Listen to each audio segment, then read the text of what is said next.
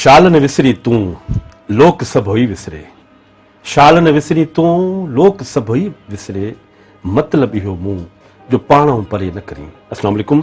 मोअज़्ज़िज़ ख़वातीन हज़रात, प्रोग्राम महरान जा रागी साण करे हाज़िर आहे अवां जो ख़िदमत में अवां जो मेज़बान मोहम्मद अशरफ बलोच सागी सिक ऐं पुरखलूस जज़्बन सां। जी मुंहिंजा साईं महरान जा रागी जो सफ़र रवां दवा आहे ऐं हस्ब मामूल हस्ब दस्तूर असांजो म्यूज़िक एक्सपर्ट साईं नसीर मिर्ज़ा साहब मौजूद आहे। साईं अस्सलाम वालेकुम। वालेकुम अस्सलाम अशरफ। नसीर कहिड़ा हाल सर? ख़ुशि वेठा आहियो? कुर्बत, thank you very much. Naseer sahab अॼु पंहिंजी गाॾी वरी पंहिंजी सांघड़ में बीठी आहे, ठीकु आहे न। जीअं त गुज़िरियल कुझु प्रोग्रामनि में पाण ज़िक्र कयो हो ऐं पाण खे काफ़ी जेके से ईमेल्स मौजूदु रिसीव मूंखे थियूं हुयूं ऐं ज़ाती तौर ते किन दोस्तनि लिखियो हो त उन्हनि फ़क़ीरनि खे बि शामिलु कयो वञे जेके ताज़ो ताज़ो दुनिया मां हीअं लाॾाणो करे विया आहिनि। जी हा, त पाण दोस्तनि खे ॿुधाईंदा आहियूं त इंशा ताला जेके बि सिंध जा असांजा रागी आहिनि जिन जो हिकिड़ो कंट्रीब्यूशन रहियो आहे सिंध जी मौसीक़ी सां, सिंध जे राग सां, रुगो सिंध सां न बल्कि पूरी दुनिया में उन्हनि पंहिंजो पाण खे मञायो, त इंशा ताला उन्हनि खे प्रोग्राम में ज़रूरु शामिलु कंदासीं। न सिर्फ़ु अॼु पाण जंहिं सिंध जे हीरो जो ज़िक्र कंदासीं उनजो नालो आहे जमाल फ़क़ीर। बिस्मिल्लाह। न सिर्फ़ु जमाल फ़क़ीर जी शख़्सियत ऐं उनजे फ़न ते ज़रूरु पाण ॻाल्हाईंदासीं, तव्हां सां ॻाल्हाईंदासीं, पर इहो पर मला इहो तव्हांखे चवंदुसि त तव्हां मुंहिंजी थोरो मालूमात में इज़ाफ़ो कंदा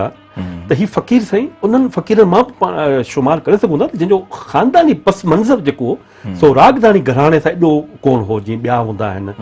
या का सिख्या या का बाक़ाइदा जीअं हूंदी आहे। ऐं सम्झां थो दरगाहनि ते या आस्थाननि ते या कंहिं फ़क़ीरनि सां गॾु उन सुंग में थी करे पोइ रंग चढ़ियो आहे। अशरफ साहिब सिंध में असीं जेकॾहिं ॾिसंदासीं त राग खे आम करण वारा जेके असांजा रागी आहिनि उन्हनि जा हिकिड़ा ॿ क़िस्म आहिनि। हिकिड़ा त उहे ख़ानदानी आहिनि जिन खे पाण गवैया ख़ानदान सॾींदासीं, जेके पंहिंजे नस्ल दर नस्ल क्लासिकल मौसीक़ी जे विरसे सां गॾु मुतारिफ़ थींदा वेंदा आहिनि। ठीकु आहे। ॿियो उहो तबिको आहे जेको सदारंगी गायकी। तव्हांखे ख़बर आहे त असांजी सिंध चौ तरफ़ सूफ़िया इकराम औलिया अल्लाह जे तव्हां कहिड़े अहिड़े पाड़े जो कहिड़े अहिड़े घिटीअ जो तस्करो कंदव जिते तव्हांखे दरगाह जो अमल दख़ल नज़र न ईंदो। माशाअल्लाह सॼी सिंध सूफ़ीअ साफ़ कयो, धोई वर्क वजूद जो, इहो असांखे शालती त असांजी तव्हां मथां खां बलोचिस्तान खां लहंदा अचो सिंध में कराचीअ ताईं तव्हांखे दरगाहुनि जो हिकिड़ो वॾो आलीशान हिकिड़ो सिस्टम निज़ाम नज़र ईंदो। उन्हनि दरगाहुनि ते बि तव्हांखे ॿिनि क़िस्मनि जा रागी नज़र ईंदा। हिकिड़ा त जेके असांजे बरे सग़ीर खां निज़ामुद्दीन औलिया सरकार जे जेके चिश्तिया घराणे जा रागी आया उन्हनि दरगाहुनि ते कवालीअ खे आम कयो, उहो कवाल बच्चा या पोइ उनजी तरबियत में नस्ल दर नस्ल ईंदड़ उहे उन क़िस्म जी था कनि। पर असांजे सिंध जो जेको समाज आहे उहो सही सिधी तरीक़े सां असां सदारंगी गायकी जो जेको आहे इहो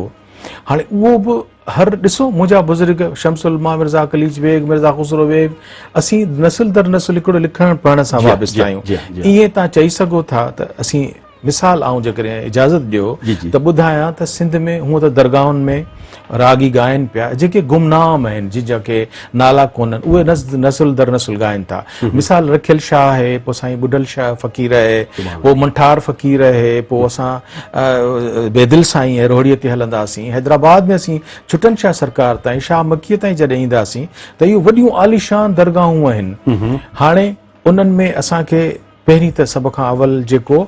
ऐं ज़िक्र कंदुसि त इहे जेको सूफ़िया हाणे असां क्लासिकल खे छॾे ॾिनो, हाणे असीं सदारंगी गायकीअ वारा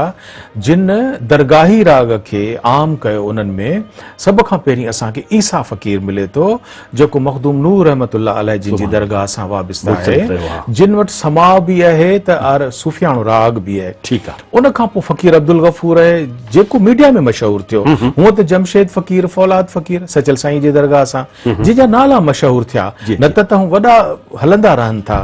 अहिड़ी तरह सां असीं वरी जॾहिं मंठार फ़क़ीर जो ज़िक्र कंदासीं, छाकाणि त असीं मिस्री शाह जो इमाम जो बि ज़िक्र कंदासीं, पर उते क्लासिकल राग आहे, छाकाणि त हुनजी जेका बि गायकी जो स्टाइल आहे, अंदाज़ क्लासिकल आहे। शाह लतीफ़ जो सॼो अंदाज़ क्लासिकल आहे, बिल्कुलु आम लतीफ़ी राग बि आहे ऐं वरी क्लासिकल रागनि जा नाला तव्हां जेकॾहिं रिसालो खोलींदो त तव्हांखे सभिनी रागनि जा 16-17 वॾा शास्त्रीय राग आहिनि, शुद्ध राग आहिनि, जिन जा ज़िक्र असांखे मिलनि था शाह लतीफ़ जे रागनि में। पर असीं ज़िक्र कयूं पिया उन्हनि फनकारनि जो जेके सूफियाणे राग खे चपड़ी यकतारे सां ॿाहिरि खणी आया, जिन में मूं तव्हांखे वरी जेको असांजो जेको खाईअ वारो पासो आहे उते यार मोहम्मद फ़क़ीर, फज़ल फ़क़ीर आहे, मूं तव्हांखे हुनजो फ़क़ीर अब्दुल गफ़ूर जो ऐं तव्हां सां तज़किरो करे चुकुसि, असांजे सजल साईं जी गादीअ सां वाबस्ता हुयो। अहिड़ी तरह सां असां हुसैन बख़्श ख़ादिम खे, ढोल फ़क़ीर खे, पर असीं अचूं पिया पंहिंजे मौज़ूअ ॾांहुं त असांखे सागर डिस्ट्रिक्ट में मंठार फ़क़ीर जी हिकिड़ी गादी अहिड़ी मिले थी जितां सुंग जे राग जी रवायत जेका आहे सा उहा सिंध में फैली आहे, जेको मख़्तूम थी आहे। जी हा, अच्छा मंठार फ़क़ीर ॿई रंग आहिनि, छाकाणि त दीन मोहम्मद कारो पाॾो जंहिंखे उस्ताद मंज़ूर अली ख़ान वग़ैरह ही सभई माड़ेचा घराणे उहा गायकी उते उहा बि थिए पई, पर ॿिए पासे वरी इहा सदारंगी गायकी बि थिए पई। उते फ़रोग़ ॾियण वारो जेको फ़नकार असांखे सिंध में नज़र आयो, जेको शागिर्द आहे सचल सरकार, बेदिल फ़क़ीर ऐं इन तरह जे जेको गायकीअ जो, ठीकु आहे, हाणे उहे त आहिनि मंगणहार। मिसाल तौर ते सोराब फ़क़ीर जो ज़िक्र कंदासीं त हाणे असांजो जेको तव्हांजो अॼु जो मौज़ू आहे क़रीबन, त उहो फ़नकार जेको आहे उहो जमालुद्दीन जेको आहे उहो सोराब फ़क़ीर सां शागिर्दीअ में मीडिया में आयो आहे। हूअं त उहो बि मंठार फ़क़ीर जे दरगाह जो ई उतां निकितल आहे। उन जो फ़नकार जो पाण ज़िक्र कयो मैंने साहब, उन जो कंहिं ख़ासि जीअं जीअं माड़ेचा घराणो आहे या ॿिया उन सां कोई तालुक़ कोन्हे, ईअं सम्झो त ही फ़ुक़रा आहे, माना ही फ़ुक़राई वारो हिकिड़ो जेके सिंध जूं समाट ज़ातियूं आहिनि, हिकिड़ा त ॿाहिरां आया आहिनि न, ठीकु आहे, ॿाहिरां जेके रागी आया आहिनि, जेके मुख़्तलिफ़ ॿोलियूं ॻाल्हाईंदड़ आहिनि, के राजस्थानी ॻाल्हाईंदड़ आहिनि, के पंजाबी ॻाल्हाईंदड़ आहिनि, के सराइकी ॻाल्हाइण वारा बि आहिनि जेके मुल्तान बेल्ट खां असां वटि सिंध में अची आबाद थिया आहिनि। पर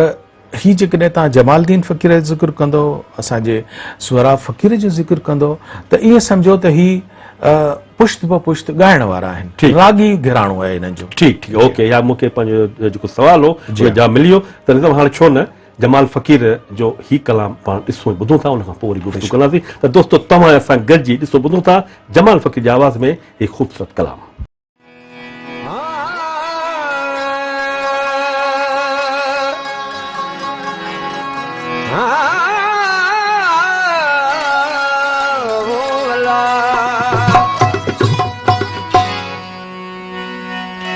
अलख तुंहिंजे अंदर में साहिब रब सतार,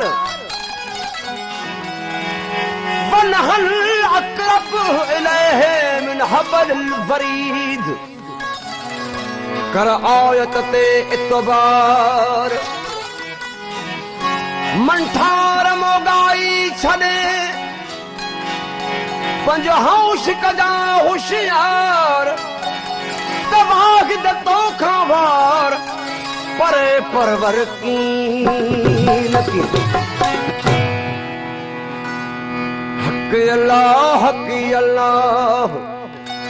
चो अल्लाह अंदर में, हक अल्लाह चो अल्लाह अंदर में, हक अल्लाह खुदा बोले पंहिंजे बोल अथई घोट घर में, हक अल्लाह चो अल्लाह अंदर में, अल्लाह खुदा बोल पंहिंजे बोल अथई घोट घर में, हक अल्लाह चो अल्लाह अंदर में, हक अल्लाह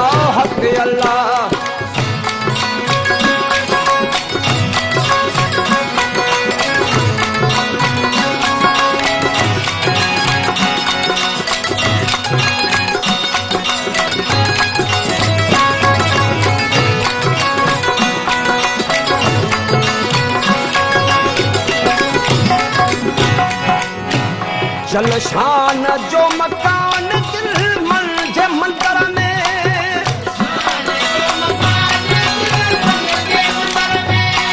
जलशान जो मकान दिल मन जे जलशान जो मकान दिल मन जे मंदर में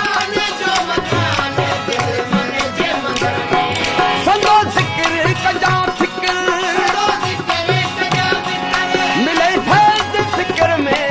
हक अल्लाह जो अल्लाह अंदर में हक अल्लाह खुदा बोल पंजे बोल अथे घोट घर में हक अल्लाह जो अल्लाह अंदर में हक अल्लाह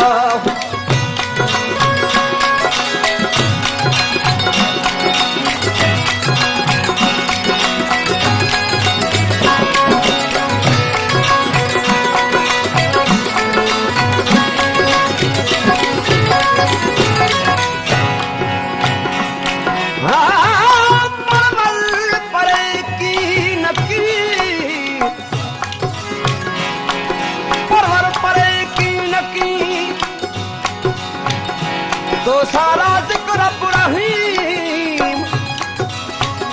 आहे कखपन में कल दौर सो कादिर पाउन करीम वल्लाहु बिकुल शैन मुहीत हो आगो चवे अलीम चमन ठार सुनानी मीम त अहद तोखे ऐन थिए जिक्र जात जो निरात कर वसायत बिंदुर में जिक्र जात जो निरात कर वसायत जिक्र जात निरात कर वसायत बिंदुर में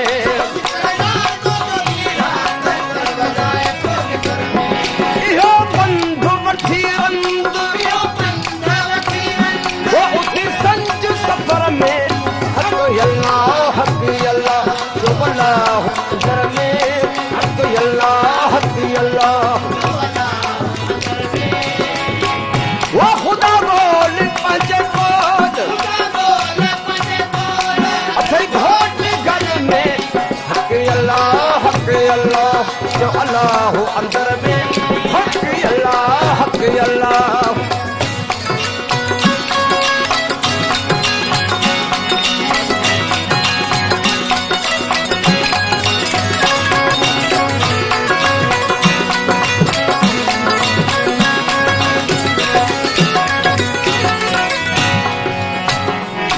मंठार तू हर बार हो खुदा के फिक्र में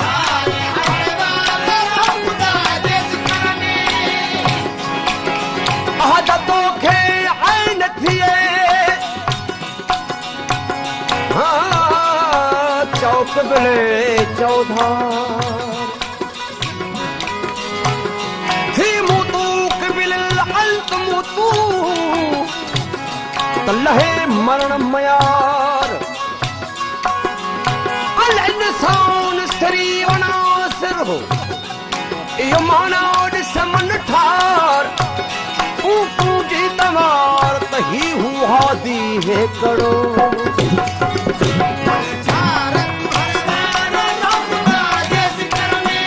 मंठार हर बार खुदा जिक्र में खुदा जिक्र में मन डार हर बार खुदा जिक्र में अगे ना नबी औखान हिंदुस्तान कब्र में हक अल्लाह जो अल्लाह अंदर में हक खुदा बोल पंजे बोल अथे घोट घर में हक अल्लाह जो अल्लाह अंदर में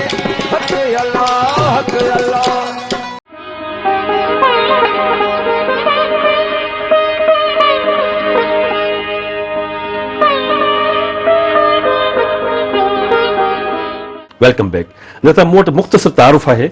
जमाल फ़कीर जे हवाले सां, ऐं पाण कोशिशि कंदासीं त असां मुर्तज़ा मजबूर साहब खे चयो आहे त छो न अहिड़ा माण्हू जिन खे अॼु गुफ़्तगू थिए, कोशिशि करियूं पिया त हुनजे पुट सां पंहिंजी मुलाक़ात थिए, उहो असांखे ॿुधाए जमाल फ़कीर जे बारे में। ही त थोरो मुख़्तसिर तारुफ़ मूंखे मिलियो आहे। हुनजो पुटु बरकत फ़कीर आहे, बरकत फ़कीर जेको पंहिंजे पीउ जे नक्शे क़दम ते हले थो। वाह दोस्तो, सांगड़ ज़िले जे ॻोठ ॿोबी स्टेशन में 1952 में मिस्री फ़कीर जे घर में हिकु ॿार जी पैदाइश थी,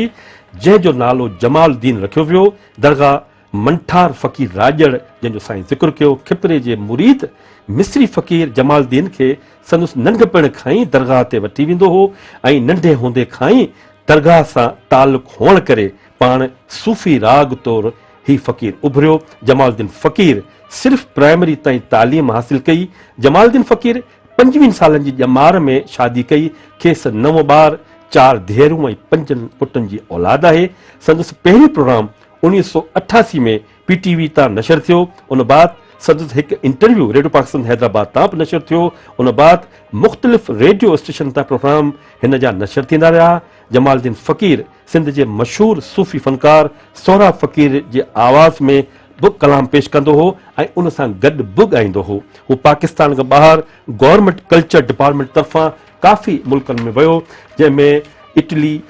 जेनीवा, स्विट्ज़रलैंड, लंडन, बेल्जियम ऐं अमरीका समेत तुर्की में बि पंहिंजे फ़न जो हिन मुज़ाहिरो करे चुको हो। ऐं खेसि शोहरत ॾींदड़ कलाम जेको तमामु घणो मशहूरु थियो त उहो हो हुकुम करेंदे हज़ार आऊं नचण वारी तुंहिंजी भोलड़ी। इन कलामनि खेसि अवाम में ॾाढी मक़बूलियत बख़्शी ऐं उनखां अलावा ॿिया बि काफ़ी कलाम हिन फ़कीर जा मशहूरु थिया। खेसि खोड़ सारा एवॉर्ड मिलिया, जिन में शाह लतीफ़ जा 2 एवॉर्ड बि मिलिया, हिकु 2001 में ऐं ॿियो एवॉर्ड 2013 में हिकु सचिल सलमस्त एवॉर्ड बि मिलियो। PTV तरफ़ां बि 2 एवॉर्ड ॾिना विया। अमरीका में बि साना कन्वेंशन में एवॉर्ड मिलिया। मिस्री शाह इमाम एवॉर्ड ऐं ॿिया केतिरा ई एवॉर्ड मिलिया। ऐं कुझु अरसो अॻु ही असांजो फ़नकार, इहे असांजो हीरो असांखां मोकिलायो वियो आहे। असां ज़रूरु पुछा कंदासीं त हाणे नज़र पाण वटि जेको आहे सो तारुफ़ ॿुधायो। सलामत अली सोहरा, सोहरा फ़कीर जो पुटु, उनजो बि थोरो हुननि सां जेको तालुक़ तमामु क़रीब रहियो आहे, पाण सां ॻाल्हायूं था, पोइ पुछूं था। अस्सलाम वालेकुम। वालेकुम सलाम साईं, मुंहिंजा कहिड़ा हाल आहिनि? ख़ुशि वेठा आहियो? सभु ख़ैर आहे? अल्लाह परदा करम की जाम बेशक नजर है। सलाम सलाम। नसीर मिर्ज़ा साहब तव्हांखे सलाम अर्ज़ करे थो। सलामत सलाम बाबा। साईं वालेकुम सलाम। नसीर महिरबानी। सलामत साईं, अॼु असां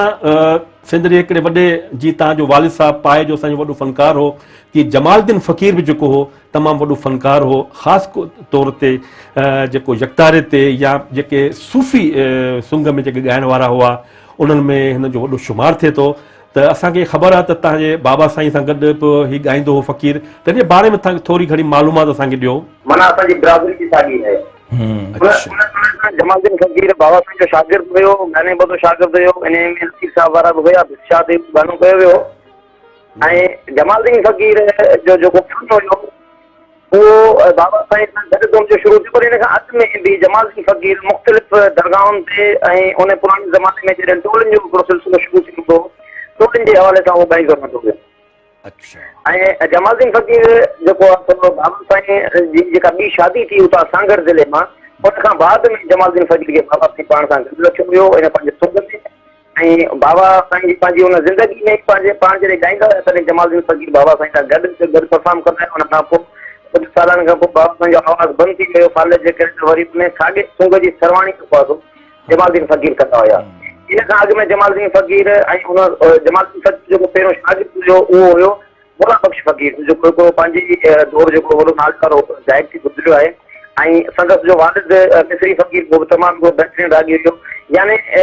नसल दर नसल, पीढ़ी दर पीढ़ी जेको इहो राग वारो सिलसिलो आहे इहो हिन फ़कीर जे घराणे में हलंदो आयो आहे। अच्छा, तव्हांजो जेको स्वरा फ़कीर जो ऐं जमाल जो जेको पाण में सुंग में साथ थियो, माना जॾहिं हुन जोड़ीअ में ॻाइणु शुरू कयो, त इहा छा स्वरा फ़कीर जी ख़्वाहिश हुई त वॾनि मेलनि में स्वरा सां वेह ऐं आवाज़ लॻाए, त इहा जोड़ी ठही कॾहिं हुई? तव्हांखे यादि पए थो त पहिरीं परफॉर्मेंस हिननि जी किथे थी हूंदी वॾी पब्लिक में? बाबा साईं जेको आहे मौसीकार त हुया पर म्यूज़िक लवर बि हुया। माना जॾहिं बि हू कंहिं सुठो आवाज़ खे ॿुधंदा हुया त उनखे मोटिवेट करणु चाहींदा हुया, उनखे अॻिते वठी अचणु चाहींदा हुया। खोड़ अहिड़ा नाला उनजे ज़माने में बि आया, जीअं माई पुॼू थी वई, उस्ताद शफ़ी फ़क़ीर थी वियो, या अहिड़ा ॿिया 25 नाला हुया जिन खे बाबा अॻिते वठी ईंदो हुयो, उन्हनि खे मेलनि में मुख़्तलिफ़ प्रोग्रामनि में उनखे इंप्रूव कराईंदो हुयो।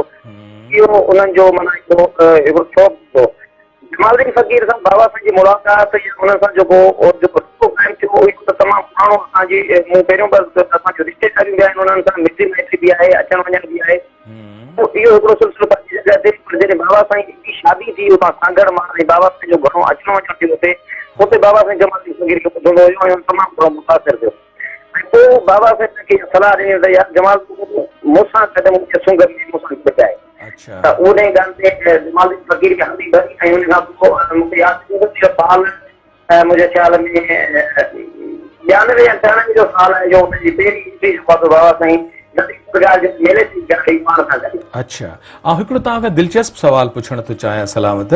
ध्यान सां ॿुधिजो त स्टेज परफॉर्मेंस जॾहिं थींदी आहे ऐं जॾहिं उस्ताद ऐं शागिर्द पाण में गॾिजी ॻाईंदा आहिनि त कॾहिं कॾहिं शागिर्द खां का भुल चुक थींदी आहे त उस्ताद बाद में बेज़ारी या नाराज़गीअ जो इज़हार कंदो आहे। जीअं उस्ताद मंज़ूर अली ख़ान लाइ मशहूरु आहे त जेकॾहिं स्टेज ते वहीद अली या यूसुफ या गुलज़ार अली ख़ान को ग़लति सुर लॻाईंदा त हुननि ते बरहमी जो नाराज़गी जो इज़हार कंदा। त ईअं कॾहिं तव्हांजे तजुर्बे में ऑब्ज़र्वेशन में आहे त स्वराब चयो हुजे जमाल खे त यार तो हिते सुर ग़लति लॻायो आहे ऐं हिते तुंहिंजो आलाप जेको आहे न उहो ग़लति हो, त ईअं कॾहिं हुननि जो पाण में कंहिं ॻाल्हि ते थोरी का चपकलिश? बिल्कुलु रफ़ीक साहब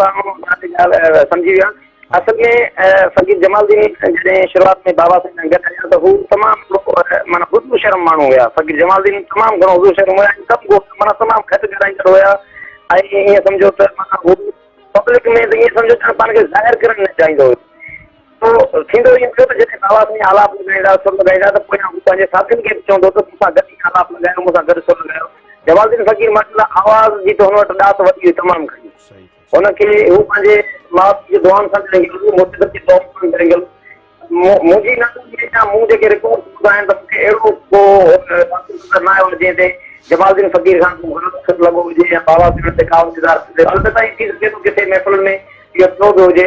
मां चवां थो त ही ॿई उस्ताद शागिर्द अहिड़ा हुया हिक ॿिए जो हूंदा हुया। भले हिकिड़ो ॿियो दिलचस्प सवाल आहे त जॾहिं फ़ुकराई वंड थींदो आहे त माना फ़क़ीरनि में पाण में इंसाफ़ कंदा हुआ। जॾहिं ज़ाहिर त जॾहिं झोली भरिजे थी त उन वक़्तु फ़ुकराई वंड में जमाल साईं खे हिसो पूरो सुठो मिलंदो हो? बिल्कुलु बिल्कुलु। इहा तव्हांखे ॿुधायां त बाबा साईं पंहिंजे जेके शागिर्द हूंदा हुया, कासकेली हूंदो हुयो या जमालुद्दीन फ़क़ीर हुयो या गुलज़ार जो हुयो या जेके जेके शागिर्द उन्हनि खे बाबा साईं हिकिड़ी माना इहा तलक़ीन हूंदी या माना इहा तंबीह बि कंदो हुयो त बाबा जेको बि महफ़िलुनि मां वंड मिले थो उहो ढुकिजो। छो बाबा साईं पाण बि पूरी पंहिंजी ज़िंदगी में महफ़िलुनि खां मोटंदा त माना ईअं सम्झो जेकॾहिं 6 माण्हू आहिनि सुख में जोर में त उहे 6 हिसा थींदा हुन पैसनि जा ऐं उहे 6 खे बराबरि मिलंदा हुया। मज़ेदार ॻाल्हि इहा ॿुधायां त सोरा फ़क़ीर खां पोइ हिन महिल सिलसिले में सिर्फ़ु सोरा फ़क़ीर शागिर्दनि में ऐं सोरा फ़क़ीर औलाद में इहो सिलसिलो अञा क़ाइमु आहे, बाक़ी ॿियो किथे बि कोन रहियो आहे। वाह वाह। भला ही जेको तव्हांजो ढोलक ते तव्हां सां हमेशह सुंग में रहियो आहे गॾु, जेको तव्हांजे बाबा सोरा फ़क़ीर सां बि गॾु रहियो, जमालुद्दीन सां ऐं तव्हां सां बि, त उहे उन्हनि जी ज़िंदगीअ जे बारे में कुझु उहे जेको तव्हां सां मेन ढोलक वारो गॾु रहंदो आहे? बाबा वो कलंदर बख्श फ़क़ीर जे बाबा साईं जो भाणेजो बि जी जी ऐं तमामु बहितरीनु ढोलक नवाज़ो उहो हींअर असां खां 3 महीना अॻु में विछड़ी चुको आहे। अच्छा। फ़क़ीर साईं वॾी महिरबानी, तव्हां पंहिंजो वक़्तु ॾिनो। इंशाल्लाह वरी कंहिं प्रोग्राम में वरी तव्हांखे तकलीफ़ न थी, वॾी महिरबानी। अशरफ आउं सम्झां थो त ई जेकॾहिं अॼु असां सोरा फ़क़ीर जो ज़िक्र कयो, असांजे बुज़ुर्गनि जो ज़िक्र सदाईं जारी सारी रहणो आहे ऐं इन सां गॾु सुर लय सां गॾु ताल जेको आहे इंतिहाई ज़रूरी हूंदो आहे। ख़ासि तरह सां सूफ़ी राग जॾहिं अशरफ थिए त कवाली हुजे, उन में ताड़ीअ जो रिदम हुजे या ढोलक जो रिदम हुजे, तबले जो रिदम हुजे, उन जो बि उन में बराबरी हिसो हूंदो बिल्कुलु आहे हूंदो आहे, बिल्कुलु। ऐं असीं सलाम पेश कयूं था जॾहिं अॼु असांखे ख़बर पई त कलंदर बख़्श जीअं सॼी ज़िंदगी हिननि जा- स्वरा फ़क़ीर सां ऐं उन्हनि सां लयकारी कई ऐं अॼु असांखे उन जे रिश्ते जी बि ख़बर पई त असांजे स्वरा फ़क़ीर साईं जिन जो जेको कलंदर बख़्श हुयो उहो भाणे जो हो, अलाह साईं हुनखे गरीक़ रहमत कंदो। आमीन आमीन। नसीब हाणे आउं सम्झां थो को कलाम पाण ॾिसूं था ॿुधूं था जमाल फ़क़ीर जी आवाज़ में, उन खां पोइ वरी गुफ़्तगू कंदासीं। दोस्तो तव्हां सां गॾिजी ॾिसो ॿुधूं था जमाल फ़क़ीर जी आवाज़ में ही ख़ूबसूरत कलाम। ओ मेरे दराज़ तेरी अल्लाह ने कमाल, दराज़ तेरी अल्लाह ने कमाल, दराज़ तेरी अल्लाह ने कमाल। ओ अली दी अमान होवे बंदे जल्दी छा होवे, अली दी अमान होवे बंदे जल्दी छा होवे। मेरे दराज़ तेरी अल्लाह ने कमाल, मेरे दराज़ तेरी अल्लाह ने कमाल। अली दी अमान होवे बंदे जल्दी छा होवे,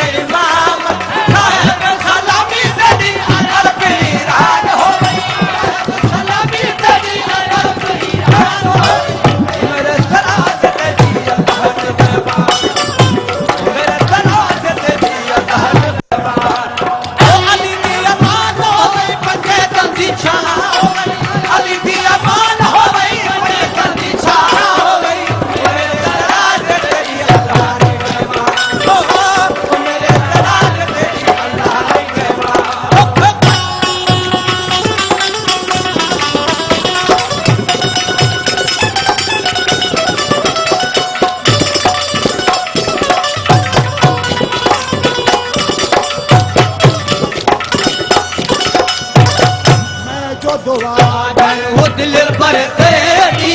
मैं दुआ करे, ओ अल्लाहू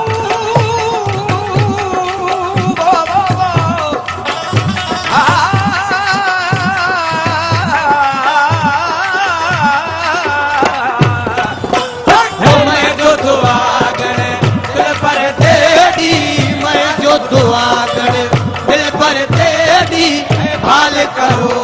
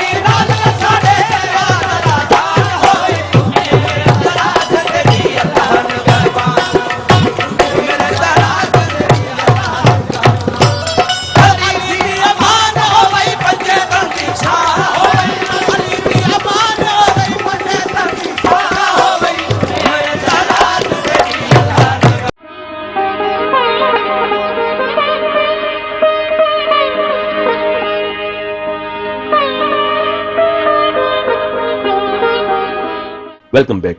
प्रोग्राम महरान जा रागी दोस्तों असां जी ख़िदमत में महरान टेलीविजन तां पेश करे रहिया आहियूं। महरान जे रागी में अॼु असां सिंध जे जंहिं फ़नकार जी शख़्सियत ऐं उन जे फ़न ते गुफ़्तगू करे रहिया आहियूं उन फ़नकार जो नालो आहे जमाल फ़क़ीर। जमाल फ़क़ीर जी शख़्सियत ते शुरू में जीअं नसीर साहब ॻाल्हायो त बाक़ाइदा हुनखे असां चई सघूं था त हू सिंध जी राॻिणियुनि मां बि वाक़ुफ़ हो ऐं उन्हनि जे बारे में बि ॼाणंदो हो। पर वधि मां वधि ॻाल्हि जेका नसीर साहब ज़रूरु इन ॻाल्हि ते इतफ़ाक़ कंदो त जॾहिं इंसान को बि माण्हू को बि फ़नकार दिलि सां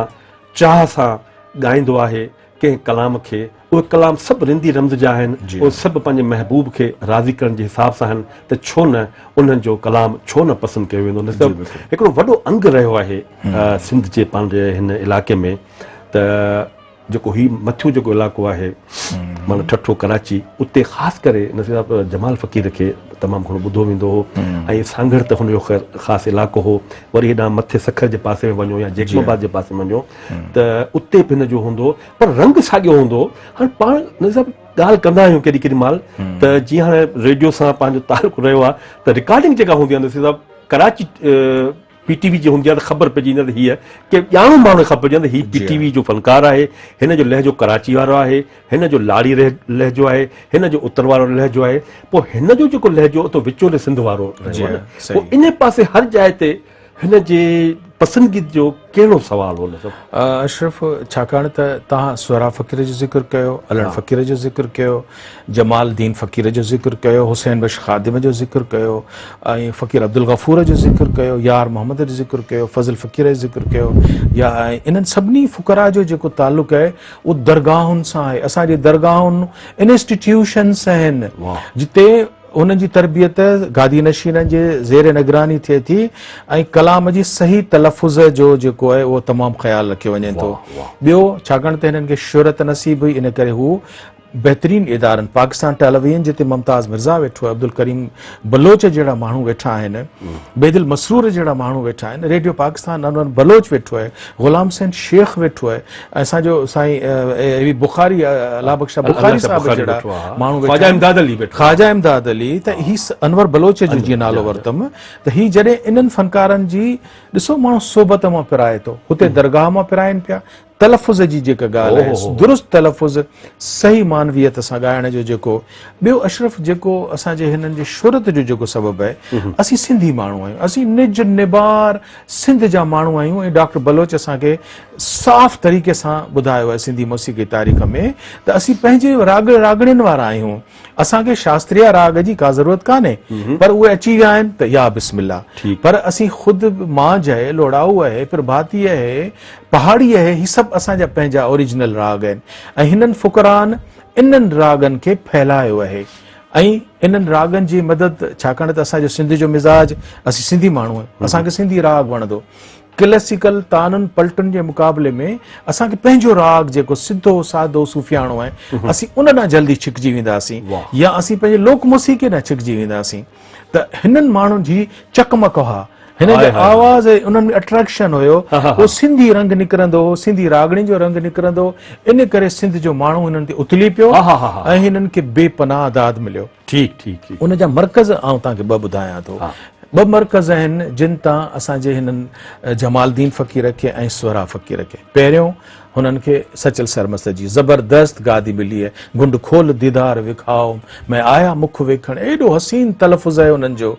उहो जमालदीन फ़क़ीर स्वरा फ़क़ीर खां सिखियो हूंदो। स्वरा फ़क़ीर तनवीर अब्बासी साहिब जहिड़ो माण्हू हुते मौजूदु आहे ख़ैरपुर मीरस में ख़ुदि साईं जेके असांजा दराज़ी आहिनि अली अकबर दराज़ी साहिब वारा एॾो तलफ़ुज़ ते ज़ोर ॾींदा हुआ जेके हुन गादीअ जा इंटेलेक्चुअल हुया थिंक टैंक्स में उते रहंदा हुया। शाह लतीफ़ ते जेको असुल में जमालदीन फ़क़ीर खे शोहरत आसमाननि ते वञी छुयो आहे उहो स्वरा फ़क़ीर सुंग में आहे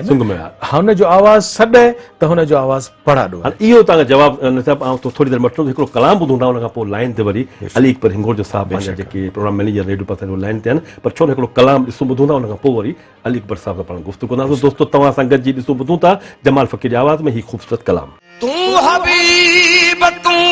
तबीब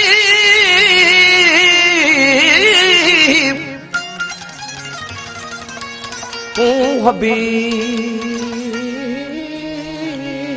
तूं तबीब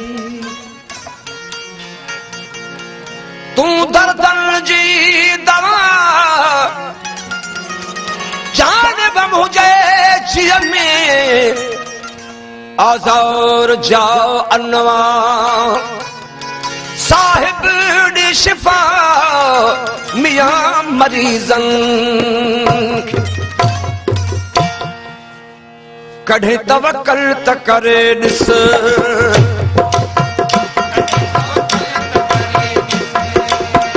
कढ़े तवक्कल त करे ॾिस कम थींदे सभु यार सवला कढ़े तवक्कल त करे ॾिस कढ़े तवक्कल त करे ॾिस कम थींदे सभु यार सवला तू सची दिल सां सॾे ॾिस तू सची दिल सां सॾे ॾिस चई ॾस अली मौला चई ॾस अली मौला कॾहिं तवक्कल त करे ॾिस कॾहिं तवक्कल त करे ॾिस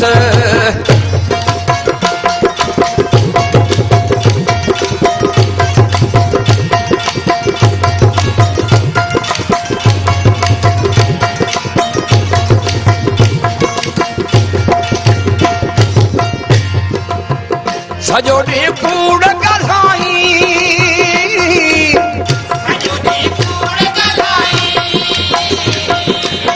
पर हक़ निहारी पर हक़ निहारी कहिड़े मुंहुं सां थो चवाई कहिड़े मुंहुं सां थो चवाई पाण खे आशिक़ मौला कॾहिं तवक्कल त करे ॾिस कॾहिं तवक्कल त करे ॾिस कम थींदे सभु यार सवला तू सची दिल सां सॾे ॾिस तू सची दिल सां सॾे ॾिस चई ॾस अली मौला चई ॾस अली मौला कॾहिं तवक्कल त करे ॾिस कॾहिं तवक्कल त करे ॾिस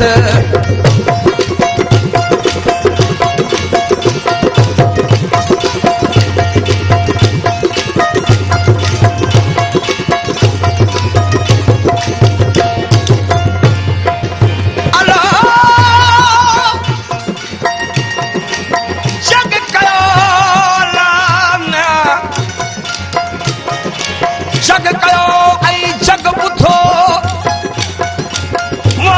तो न ॿुधो बोड़ा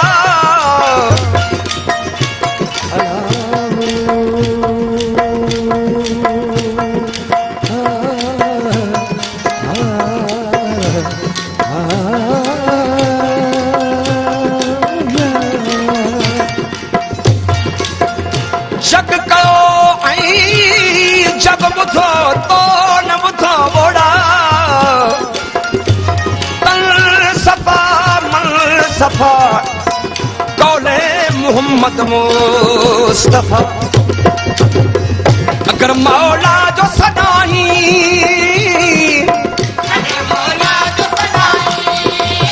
मन कसाफ तू साईं मन कसाफ तू साईं राहे मौला ते जहल दे राहे हक ते जे तूं हलंदे सॾ पे ढोल तूं ढोला सॾ पे ढोल तूं ढोला कॾहिं तवक्कल त करे ॾिस कॾहिं तवक्कल त करे कम थींदे सभु यार सवला तूं सची दिल सां सॾे ॾिस तूं सची दिल सां सॾे चई ॾिस अली मौला चई ॾिस अली मौला कॾहिं तवक्कल त करे ॾिस कॾहिं तवक्कल त करे ॾिस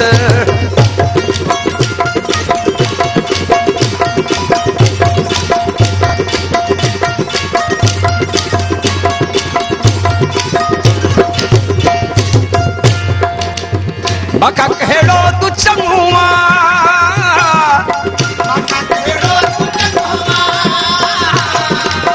मका कहिड़ो तूं चङो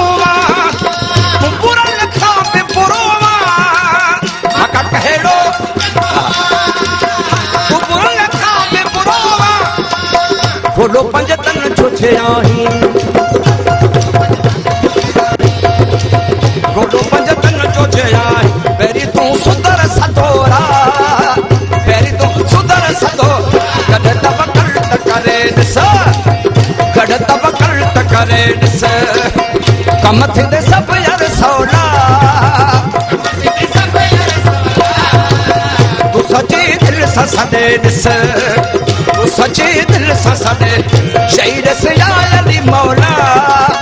शहीद से अली मौला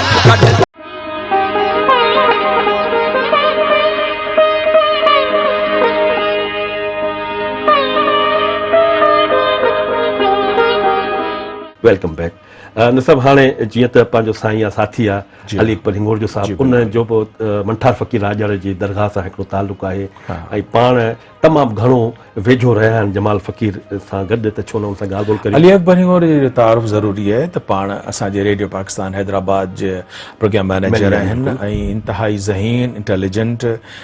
जेके चइबो आहे न मल्टी कलर प्रोड्यूसर जीअं थियनि था त हर शइ जो सेंस आहे पंहिंजे ज़माने जी जेका इंफॉर्मेशन टेक्नोलॉजी आहे उन खां वठी असांजो मौसीक़ी ऐं असांजो सिंध जो जेको कल्चर आहे या जेका असांजी सकाफ़त आहे माशाअल्लाह असांजो अली अकबर उन सभिनी में इंतिहाई ॼाणू आहे साईं अस्सलाम वालेकुम वालेकुम सलाम अशरफ वॾी महिरबानी तव्हांजी ऐं ख़ासि तौर ते नसीर साहब जी वॾी महिरबानी जीअं इन लफ़्ज़नि सां मूंखे तव्हां मुंहिंजो तारीफ़ करायो वॾी महिरबानी तव्हांजी कुर्ब तव्हांजा न साईं तव्हांजो बाक़ाइदा हक़ आहे लख लख कुर्ब अकबर उनखे चइबो आहे त तव्हां डिज़र्व कयो था डिज़र्व महिरबानी कुर्ब कुर्ब अच्छा अकबर साईं हाणे मुंहिंजो जेको पहिरियों सुवालु आहे सो इहो आहे त जीअं जमाल फ़क़ीर सां तव्हांजी निस्बत वधीक रही आहे उन हिसाब सां त हिकिड़ो त शायदि इलाइक़ो पोइ अचे थो ॿियो त वरी तव्हांजी जेका दरगाह सां जेका वाबस्तगी आहे साईं मंठार फ़क़ीर राजड़ जी त साईं बि उते फ़क़ीर साहिबु ईंदो त उन बारे में थोरो असांखे ॿुधायो साईं तव्हां फ़क़ीर साईं खे कीअं ॾिठो साईं हा साईं बिल्कुलु इहा तव्हांजी ॻाल्हि सही आहे त जमालुद्दीन फ़क़ीर सां मुंहिंजी वेझड़ाई बि रही ऐं उनजो सबबु यकीनन इहो हो त फ़क़ीर साहब फ़क़ीर जमालुद्दीन फ़क़ीर दरगाह हज़रत मंठार फ़क़ीर रहमतुल्लाह अलैह जिन जा तालिब हुया ऐं उन दरगाह सां उन्हनि जो ख़ासि हिकिड़ो मोहबत वारो तालुक़ु हो ऐं दरगाह मंठार फ़क़ीर जे हवाले सां इहा ॻाल्हि मिसाल अलम आशकार आहे सभिनी खे ख़बर आहे त उन दरगाह जी ख़ुदि हिकिड़ी हैसियत मौसीक़ीअ जे हिकिड़े वॾे इदारे जी रही आहे वॾा वॾा फनकार सिंध जा वॾा वॾा सिंधी मौसीक़ीअ जा वॾा नाला इन दरगाह सां वाबस्ता रहिया आहिनि माज़ी में ढोल फ़क़ीर ऐं ॿिया फनकारनि जी वाबस्तगी रही आहे ईअं जमालुद्दीन फ़क़ीर जी दरगाह मंठार फ़क़ीर सां ख़ासि निस्बत हुई ऐं उन निस्बत जे करे मुंहिंजो बि जमालुद्दीन फ़क़ीर सां मुंहिंजी इलाही वेझड़ाई रही ऐं रेडियो पाकिस्तान हैदराबाद ते बि असां जमालुद्दीन फ़क़ीर जूं काफ़ी रिकॉर्डिंग्स कयूं जेके असांजे ॿुधंदड़नि में अॼु बि इलाही मक़बूल आहिनि ऐं उन्हनि खे तमामु घणी पज़ीराई मिली जमालुद्दीन फ़क़ीर जे आवाज़ जेको आहे सो सिंध जो जेको सुंग रागणी सुंग रागदारीअ जो जेको अंदाज़ आहे सुंग में ॻाइण जो उनजो हिकु पंहिंजे ज़माने जो हिकिड़ो वॾो आवाज़ हो ऐं उनखे उन ई हिसाब सां सिंध में पज़ीराई मिली उन्हनि जी जेका शख़्सियत हुई तव्हां जीअं पुछो त उन्हनि सां वेझड़ाई रही उन्हनि जी शख़्सियत ख़ुदि उन में हिकिड़ी फ़क़ीरी ऐं दरवेशी वारो रंग हो मिसाल दुनिया खां हिकिड़ी बेरग़बती वारो रंग हो ऐं हू जॾहिं मिसाल दरगाहनि ते उन्हनि जो अचणु विहणु उन्हनि सां सॼी जेका महफ़िल में उन्हनि जे जेको ॻाइण खां वठी ऐं ॻाल्हाइण ऐं महफ़िल अटेंड करण जो सॼो जेको रंग हो उहो दरवेशी रंग हो ऐं उहो इलाही मुतासिर कंदड़ हो ऐं मुख़्तलिफ़ महफ़िलनि में उन्हनि सां गॾु मूंखे वञण जो मौक़ो बि मिलियो राउंड शरीफ़ ते ऐं ॿियनि हंधनि ते सो उन्हनि सां इलाही वेझड़ाई जे बावजूदि हिकिड़ी ॻाल्हि आउं तव्हांखे ॿुधायां त जमालुद्दीन फ़क़ीर हिकिड़ो सुठो फ़नकार हुजण सां गॾु सूफ़ी शाइरीअ जे हिसाब में तमामु सुठो शाइर हो ख़ुदि अच्छा पर इहा ॻाल्हि अजीब ॻाल्हि इहा आहे त एतिरी वेझड़ाई जे बावजूदि मूंखे उन्हनि जी ज़िंदगीअ में इहा ख़बर न पई त हू पाण सुठा शाइर आहिनि जमालुद्दीन फ़क़ीर साहिबु उन्हनि जी वफ़ात ते जॾहिं आउं उन्हनि जी ताज़ियत लाइ उन्हनि जी ॻोठ पियसि त उन्हनि जो फर्ज़ंद बरकत जमाल जेको हाणे ख़ुदि जेको तमामु सुठो रागी आहे उन ॿुधायो त जमालुद्दीन फ़क़ीर साहिबु ख़ुदि सुठा शाइर हुआ ऐं उते ई उन्हनि जो जेको शाइरी जो मसवदो जेको पियल हो हिकिड़ी कापी सो उहा उन्हनि असांखे ॾेखारी त उहो तमामु हिकिड़ी पुख़्ती शाइरी हुई जेका असांजे जेको सूफ़ी फ़िक्र आहे उन में रचियल हुई ऐं मूं हुनजो सबबु पुछियो, मूं चयो सॼी हिन में असांखे एतिरी वेझड़ाई जे बावजूद बि इहा ख़बर न पइजी सघी त फ़कीर जमालुद्दीन साहब पाण बि शाइरी कनि था।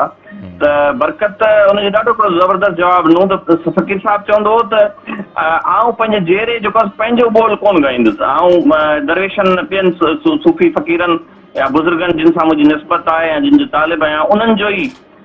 ॿोल ॻाईंदुसि, ऐं पंहिंजो ॿोल हुन पंहिंजी ज़िंदगी में न ॻायो। पोइ उन्हनि जी वफ़ात खां पोइ उन्हनि जी शाइरी जेका आहे सा उहा छपी आहे किताबी सूरत में, जेका हाणे किताबी सूरत में मौजूदु आहे। त ईअं उन्हनि जी हिकिड़ी जेको आहे सो बुज़ुर्गनि सां दरवेशनि सां ऐं सूफ़ी रागदारी सां उनजी हिकिड़ी मोहबत ऐं निस्बत हुई, ऐं उनजी तबियत में बि हिकिड़ी दरवेशी ऐं फ़क़ीरी वारो रंग हो। अकबर असां हुनजी शाइरी ते इंशाअल्लाह अॻिते हली ॻाल्हायूं था, हुनजी जेके उते पंहिंजे आस पास जेके हुनजूं ख़िदमतूं आहिनि उन ते बि रोशनी विझंदासीं। पर आउं तव्हां खां पुछणु थो चाहियां, तव्हीं माशाअल्लाह खिपरे सां तालुक़ु रखो था, हुनजो तालुक़ु सागड़ सां आहे। आम चयो वञे थो त ॾिसो असीं जॾहिं हुआसीं शोबे मौसीक़ीअ में त असांजो जमालुद्दीन फ़कीर जेको आहे उनजी एंट्री जेका आहे रेडियो पाकिस्तान हैदराबाद ते इंतिहाई देरि सां थी आहे, ऐं उहा सिर्फ़ु उनजी मौजूदगी तव्हांजे हुजण जे करे, तव्हांजी मदद जे करे थी आहे। त ॿुधायो त तव्हां उनखे कीअं राज़ी कयो त हू अची रेडियो पाकिस्तान जे प्रोग्रामनि में ॻाए उते अची पंहिंजी परफॉर्म करे। त इहो थोरो जेकॾहिं तव्हांखे का यादगिरी मेमोरी हुजे त तव्हांजी मौजूदगीअ में हू आयो ऐं पोइ जेके बि मरहला थियनि था रेडियो जा अप्रूवल जा उहे सॼा तव्हांजे मौजूदगीअ में थिया आहिनि। सवाल इहो आहे त एतिरो देरि सां छो आयो आहे? हा बिल्कुलु नसीर साहब, इहा ॻाल्हि ख़ुदि मुंहिंजे लाइ बि हैरत जहिड़ी हुई त जॾहिं पहिरीं मिसाल फ़कीर साहब सां मिसाल दरगाह ते मुलाक़ात थी या उन्हनि सां वेझड़ाई थी त मुंहिंजो ख़ुदि जो ख़्यालु हो शायदि मतिलबु रेडियो पाकिस्तान ख़ैरपुर जीअं त सोरा फ़कीर सां बि उन्हनि जो तालुक़ु रहियो त मूं इहो सम्झो शायदि रेडियो पाकिस्तान ख़ैरपुर ते उन्हनि जो अप्रूवल हुजे ऐं उते उन्हनि जी का रिकॉर्डिंग्स वग़ैरह थियल हुजनि। पर हुननि जी तबियत में मूं जीअं चयो त हिकिड़ी फ़क़ीरी ऐं दरवेशी वारो रंग हो, ऐं ख़ुदि पाण खे मीडिया ते अॻियां आणण जी शौरी कोशिशि करणु, इहो हुनजी तबियत में इहा ॻाल्हि हुई कान। सो मुंहिंजो ख़्यालु आहे त इहो ई सबबु हो त हू एतिरो मिसाल देरि सां रेडियो या मीडिया ते आया। ख़ुदि उन्हनि जी जेको मोहबत हूंदी हुई उहा सूफ़ी दरगाहनि जे ते जेके महफ़िलूं थियनि थियूं उन्हनि सां हूंदी हुई ऐं उन्हनि जी उन्हनि खे उणतण हूंदी हुई। सो उन्हनि शायदि शौरी तौर ते इहा कोशिशि कॾहिं न कई त मीडिया ते अचिजे, या मिसाल इहो ई सबबु थी सघे थो जो हेॾो वॾो रागी एतिरे अरसे ताईं रेडियो पाकिस्तान हैदराबाद जे पैनल ते न हो। बहरहाल पोइ जीअं मतिलबु उन्हनि खे मूं इहो इन ॻाल्हि ते राज़ी कयो त हू रेडियो पाकिस्तान हैदराबाद ते अचनि ऐं उते अची हुननि जी कुझु रिकॉर्डिंग्स कजनि, ऐं हुन में इहो जवाबु बि असां ॼाणायोसीं त तव्हां जूं इहे जेके रिकॉर्डिंग्स आहिनि या इहे ॿोल जेके तव्हां मुख़्तलिफ़ दरवेशनि जा ॻाईंदव इहे असांजी लाइब्रेरी में महफ़ूज़ थी वेंदा ईंदड़ नसुलनि लाइ। ऐं उन ॻाल्हि ते हू क़ाइल थिया ऐं पोइ तव्हांजी मौजूदगीअ में तव्हां स्टेशन डायरेक्टर हो रेडियो पाकिस्तान हैदराबाद जा, त हुते आया ऐं इलाही सारियूं रिकॉर्डिंग्स असां हुते रेडियो पाकिस्तान हैदराबाद ते कयूंसीं जेके अॼु बि असांजे ॿुधंदड़नि में तमामु सुठियूं रिकॉर्डिंग्स थियूं। ऐं उहे हींअर बि असां जॾहिं हलायूं था उन्हनि जी बार बार ॿुधंदड़नि जी तरफ़ां फरमाइश अचे थी। त इहो मुंहिंजे ख़्याल में उन्हनि जे जेको हिकिड़े फनकार जी हैसियत में हिकिड़ी उन्हनि जी हिकिड़ी वॾी कामयाबी आहे जो उन्हनि जो जेको राग आहे या जेको ॻाइण जो जेको अंदाज़ आहे उनखे वरी मुआशिरे जे हर तबिके मां मोट मिले पई। ऐं मूं इहो महसूसु कयो आहे त असांजो जेको नौजवान तबिको आहे उहो बि असांजे अहिड़नि रागिनि खे ॿुधे थो ऐं उन में दिलचस्पी वठे थो। इहा हिकिड़ी तमामु सुठी ऐं ख़ुशि आहिनि ॻाल्हि आहे। अकबर साईं वॾी वॾी महिरबानी, तव्हां पंहिंजो क़ीमती वक़्तु ॾिनो ऐं सच पुछो त एॾियूं सुठियूं तव्हां ॻाल्हियूं ॿुधाइजो। असांखे पाण नसीर साहब ऐं मूंखे तमामु घणो मज़ो अची वियो आहे। इंशाअल्लाह ताला तव्हांखे हिन खां पोइ बि तव्हां तकलीफ़ ॾींदासीं त कंहिं न कंहिं हवाले सां असीं तव्हांजी गुफ़्तगू खे पंहिंजे प्रोग्राम में शामिलु करियूं। अशरफ, असांजे जेको अकबर हिंगोरजा साहब जेको प्रोग्राम मैनेजर आहिनि रेडियो पाकिस्तान हैदराबाद जा, संदनी टेन्यूअर माशाअल्लाह उते हुननि जी पोस्टिंग आहे, उनजी मौजूदगीअ में ई आहे। ऐं हिते सिर्फ़ु हिकिड़ो तबसरो ज़रूरु इहो जेको मां तव्हां ॿुधाइणु चाहियो था, इहो हिकिड़ो कलाम तव्हां ॾिसूं ॿुधो था, हुन खां पोइ इहा ॻाल्हि हिते कजो। त दोस्तो तव्हां सां गॾिजी ॾिसूं ॿुधूं था जमाल फ़कीर जी आवाज़ में ही ख़ूबसूरत कलाम, हुन खां पोइ वरी नसीर साहब जी ॻाल्हि उतां खणंदा त साईं जी मुंहुं रोकी ॻाल्हि। सही आहे अरमान अजीब न जो मूंखे नाल न नियामूं, आहे अरमान अजीब न जो मूंखे नाल न नियामूं, अला छा था छॾामूं लॻी अला नाल न नियामूं, अला छोरी छिनामूं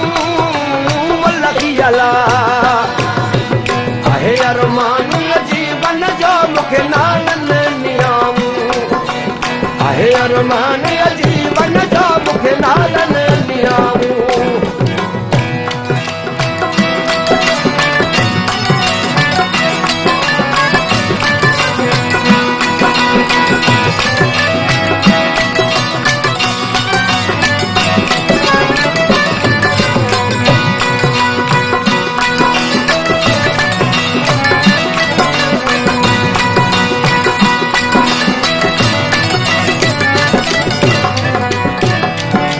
भावार कुलल दे छत छोड़े छजाऊं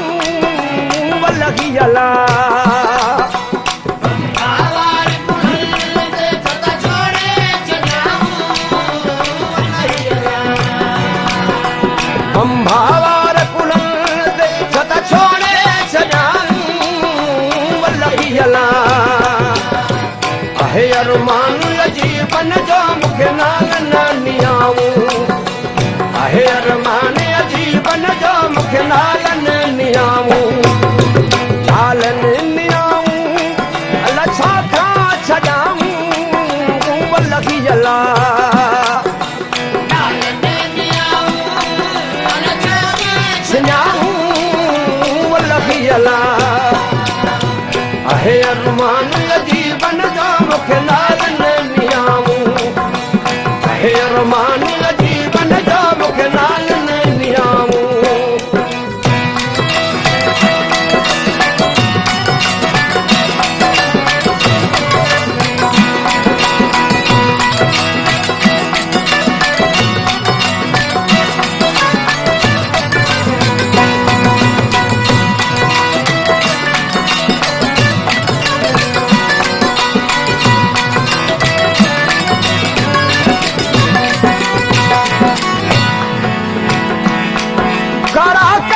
कपड़ा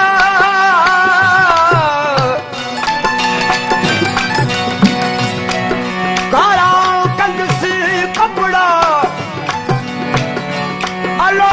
खिलान टिना लकन में लतीफ जे जानिब कान चला कैसा सूर सला चिरे जली वियो मुझे मुल्क मलीर में रत थे रुनाऊं वलगी अला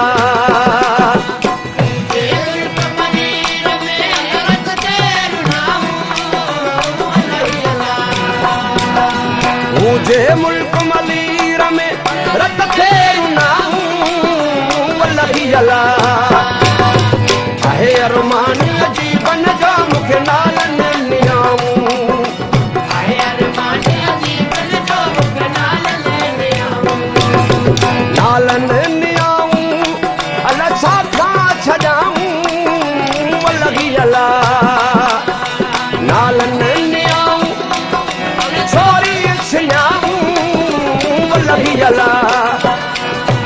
आहे अरमान जीवन जो मूंखे नालन नियाऊं आहे अरमान जीवन जो मूंखे नालन नियाऊं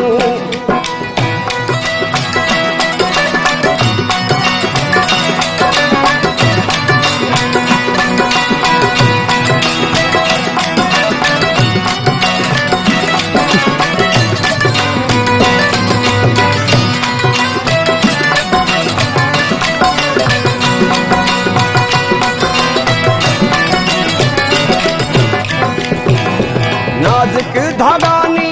जा जला वेखे बचाऊं वलगी अला नाज़ुक धागा नी जा वेखे बचाऊं वलगी अला नाज़ुक धागा नी जा जला वेखे बचाऊं वलगी अला आहे अरमान जीवन जो मूंखे नालन नियाऊं आहे अरमान जीवन जो मूंखे नालन नालन नियाऊं अला छा खां छॾाऊं वलगी अला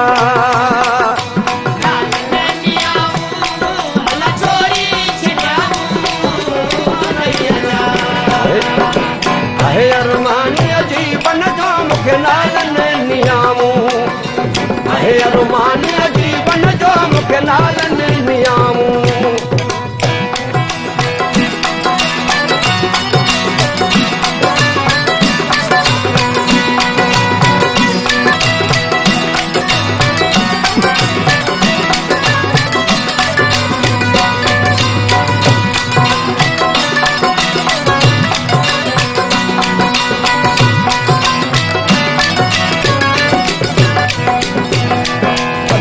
अब्दुल लतीफ जे पिछड़ा गजाऊं वल्लकी जला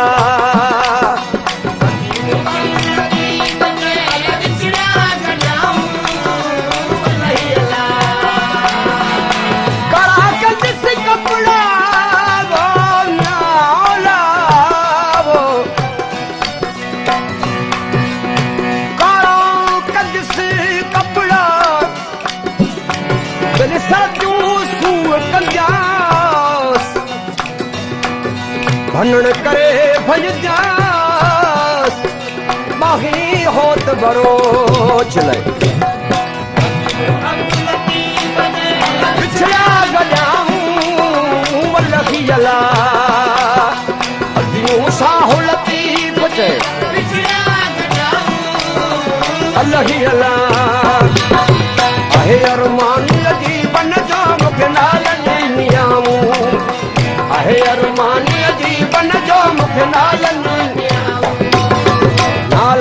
नियामूं अल छा खा छॾाऊं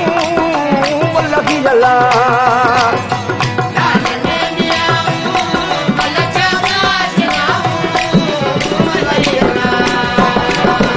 आहे अरमान जीवन जो मूंखे नालनि नियामूं आहे अरमान जीवन जो मूंखे नालनि नियामूं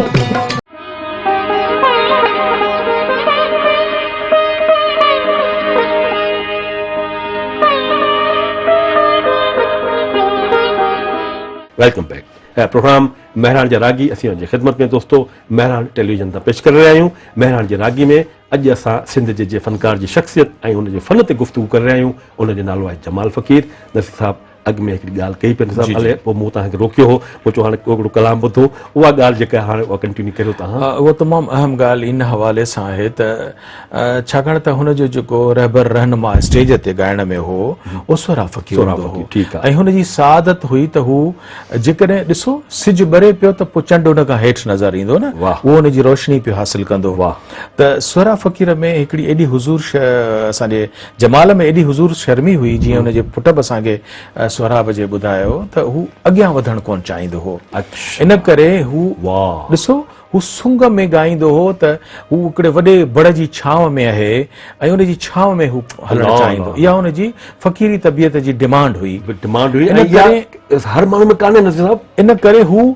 सोलो परफॉर्मर तौर ते या अलॻि पंहिंजो हिकिड़ो सुंग ठाहे धार हैसियत में उस्ताद जी मौजूदगीअ में हुनजी शायदि ज़मीर गवारा न पे कयो।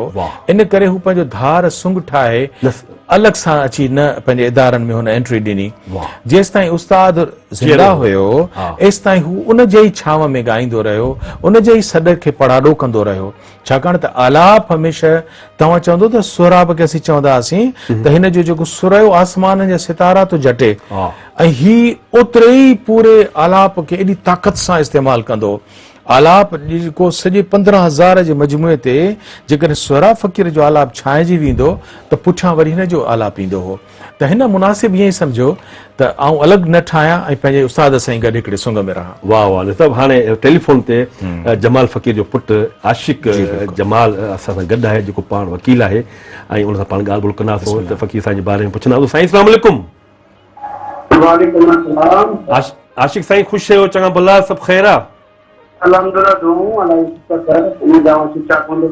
आशिक साईं अॼु असीं तव्हांजे वालिद साहब जी शख़्सियत उन फ़न ते महरान टेलीविजन तां प्रोग्राम करे रहिया आहियूं ऐं तमामु घणी ख़ुशी थी आहे त तव्हां असां सां टेलीफोन ते लाइन ते मौजूदु आहियो। ऐं नसीर मिर्ज़ा साहब असांजो म्यूज़िक एक्सपर्ट आहे तव्हांखे सलाम चए थो। आशिक अस्सलाम वालेकुम। साईं हाणे इहो असांखे ॿुधायो त तव्हांजा माशाअल्लाह जेके भाइरनि में त केतिरा भाती आहिनि जेके फ़कीर साईं जे उन सुंग खे उन सां गॾु क़ाइमु आहिनि या उन शइ खे खणी पिया हलनि या फन मूसीक़ी में कहिड़ो अहिड़ो तव्हांजो फर्ज़ंद आहे जेको उन खे अञा मथे भाउ आहे, करे भाउ या भाउ आहे? हाँ बिल्कुल सर, असांजे 5 भाइरनि में फकीर वॾा भाउ आहिनि फकीर बरकत जमाल। अच्छा, फकीर बरकत जमाली फकीर साईं जे सिस्टम खे ऐं राग विराग खे हलाइनि पिया। हू पाण हिकु सूफ़ी रागी आहिनि। 30-35 सालनि खां नंढपण खां फकीर साईं सां उहो वागिल रहिया आहिनि, हुननि जा पीर जा साथी रहिया आहिनि। अच्छा, बरकत जमाल साईं फकीर साईं जे पूरी सूफ़ी गायक ऐं पूरे हुनजे सिस्टम खे हू कंटिन्यू रखंदा अचनि पिया। ऐं अलाही शुक्र आहे जिते फकीर साईं पंहिंजो पिच छॾी राग जी, फकीर बरकत जमाल उतां खां स्टार्ट वरितो आहे। अलहमदिल्ला हू कंहिं तक जेको सिस्टम खे सही नमूने सां परफॉर्म कंदा थींदा। हाणे वरी उनजो ई पुटु हुन सां गॾु राग विराग सिलसिले खे हलाइनि पिया। तॾहिं हिकिड़ो ख़ानदान अचे पियो, बाक़ी असां 4 बराबर आहियूं, उन्हनि में हिकिड़ो ख़ासि लॻाव कोन्हे। फकीर बरकत जमाली बाबा साईं प्रोग्राम हलाइनि पिया। आशिक़ माना ॾींहं मां ॾींहों ॿरे पियो, बरकत गाए पियो, जेको असांजे माशाअल्लाह जमाल फ़क़ीर जे फ़न खे अॻिते वधाए पियो। ऐं शुक्र अल्हम्दुलिल्लाह त वरी असांजे बरकत जो बि नंढड़ो इन मौसीक़ीअ में पंहिंजे ॾाॾा साईं जे फ़न खे अॻिते वधाए पियो। हिते आउं तव्हां खां सवाल पुछणु चाहींदुसि। असीं हुनजे रागधारी हुनजे फ़न ते त ॻाल्हायूं पिया, असीं उनजी जेको समाजी ज़िंदगी आहे, छाकाणि त असांखे ख़बर आहे त जमाल साईं पंहिंजी ज़िंदगीअ में आस्थानो सांगड़ में पंहिंजो क़ाइमु कयो हो। उन सां गॾु हू समाजी ख़िदमतूं बि सर अंजाम ॾींदो हो। आम रागी पंहिंजे दुनिया में पूरा हूंदा आहिनि, पर जमाल फ़क़ीर जे लाइ मशहूरु आहे त शादियूं, मुरादियूं, निमाज़, अज़ादारी ऐं समाजी ख़िदमतूं। आउं चाहींदुसि त उन ते रोशनी विझो त जमाल फ़क़ीर इन क़िस्म जे कहिड़ा कहिड़ा कम कया। सर बिल्कुलु तव्हां सवाल सुठो उथारियो ऐं काफ़ी हद तक तव्हां इन खां बाख़बर बि आहियो। फ़क़ीर साईं बिल्कुलु हू दुनिया जे नज़र में हिकु सूफ़ी रागी जे तौर ते मुतारिफ़ हुआ। असांखे त निजी जेका ज़िंदगी हुई उहा बिल्कुलु सोशलिज़म ते हिकिड़ी समाजी कम करण में मसरूफ़ हुई, दीनी तरह तरीक़े सां मसरूफ़ हुई ऐं बिरादरी में बि असांजा नेक मर्द हुआ। ज़िंदगी जा मुख़्तलिफ़ फ़क़ीर जीअं बाब थी गुज़रिया आहिनि, जेको अवां हवालो ॾिनो त सभ खां पहिरीं जेको दौरु गुज़रियो फ़क़ीर साईं जो, हिकिड़ो फोक रागी जे तौर ते जवानी जो दौरु गुज़रियो फ़क़ीर साईं जो। उन टाइम में फ़क़ीर साईं बिल्कुलु मस्जिद सां लाॻियल हुया। हू क़ुरान पढ़ंदा हुआ, पढ़ाईंदा हुआ, जुमो नमाज़, जनाज़ा नमाज़, ईद नमाज़, टोटली इन क़िस्म जी सरगर्मी सर अंजाम ॾींदा हुआ। ऐं उन खां पोइ जॾहिं फ़क़ीर साईं जी सूफ़ियत में लाड़ो थियो ऐं हज़रत मंसूर फ़क़ीर रहमतुल्लाह ऐं दरगाह साईं लाॻापियल वागजी विया, त पोइ उहो बिल्कुलु सूफ़ी रंग में रंगजी विया ऐं उहो बिल्कुलु सूफ़ी तरीक़े सां हुनखे ज़िंदगी में चेंज आंदो, पर बिल्कुलु पोइ फ़क़ीर थी विया। आशिक़ तव्हां बिल्कुलु दुरुस्त चयो त असांजा जमालुद्दीन फ़क़ीर साहिब तरीक़त सूफ़ी हुया ऐं कलाम पाक जे न फ़क़ति तिलावत पर उन जे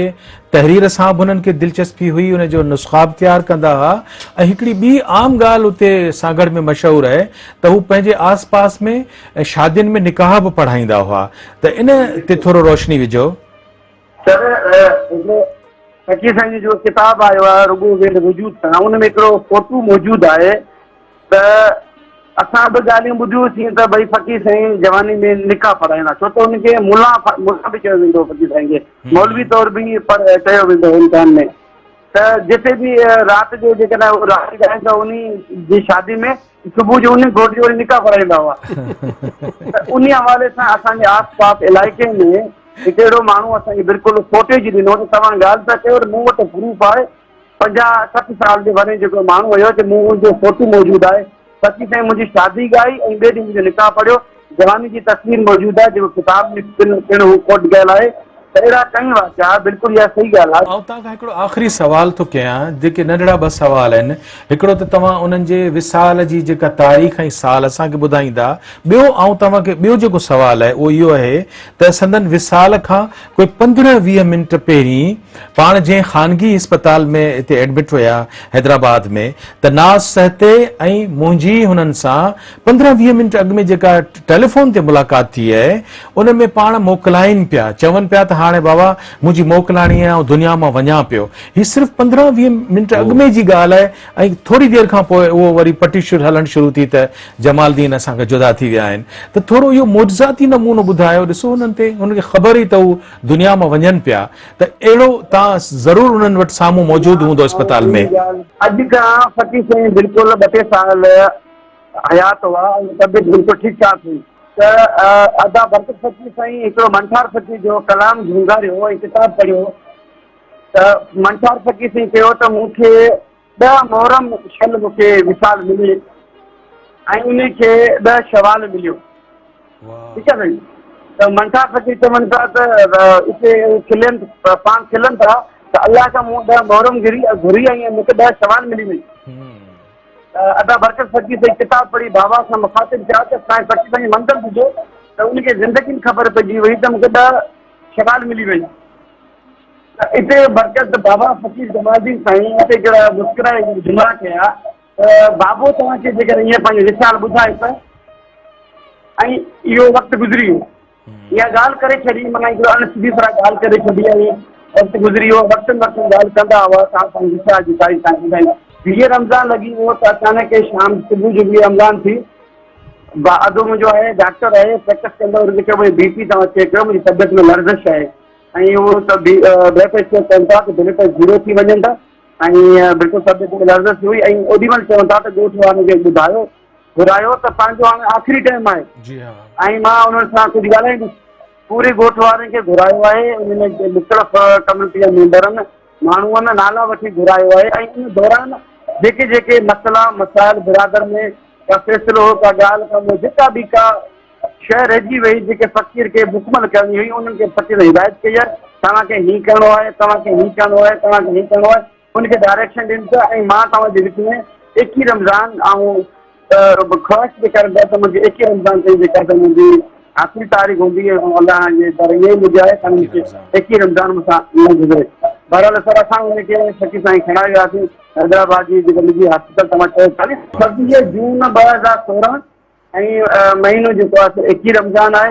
ऐं उन हवाले सां 21 रमज़ान में फ़क़ीर साईं जेको 21 रमज़ान रोज़े ते असां दफ़नायो आहे गांव वञी करे। जंहिं न उहा असां जेको आहे सो ॾियारो रमज़ान शरीफ़ हुजणी करे असां मल्हाईंदा आहियूं, नॉर्मल कंदा आहियूं, पोइ अॻियां कंदा आहियूं। ठीकु साईं, वॾी महिरबानी फ़क़ीर साईं, तव्हां असांखे इलाही मालूमात ॾिनी, तव्हांजी वॾी महिरबानी। जीअं नचाईंदी वो नचंदी वेना ऐं नचण वारी तुंहिंजी भोलड़ी ला ऐं नचण वारी तुंहिंजी भोलड़ी। जीअं नचाईंदी नचंदी वेना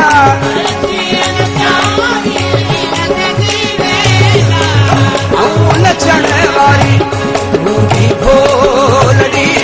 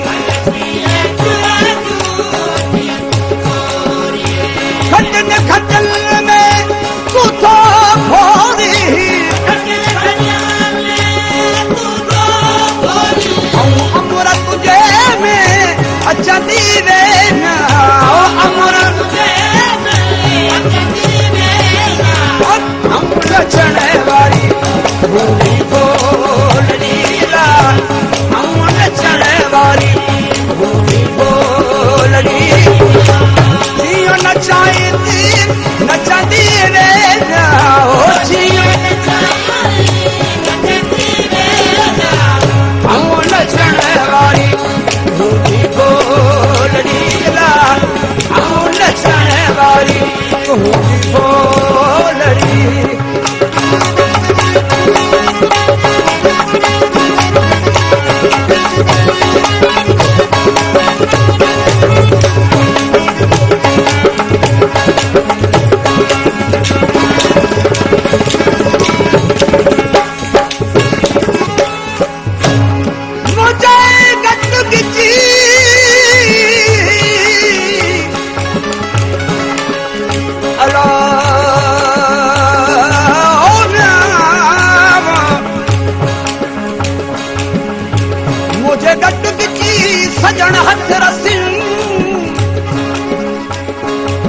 पत रख जे परवर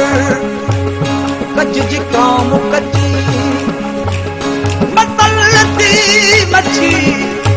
हुजा सजणन साम्हूं जेना भाई दे पुखी थींदी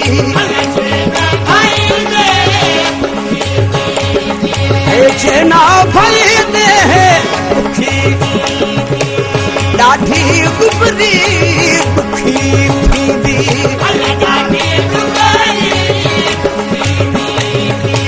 संभाली दे त सुखी थींदी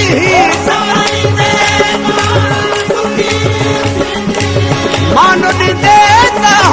मचंदी वेंदा मान ॾींदे नचण वारी मुंहिंजी ढोल लीला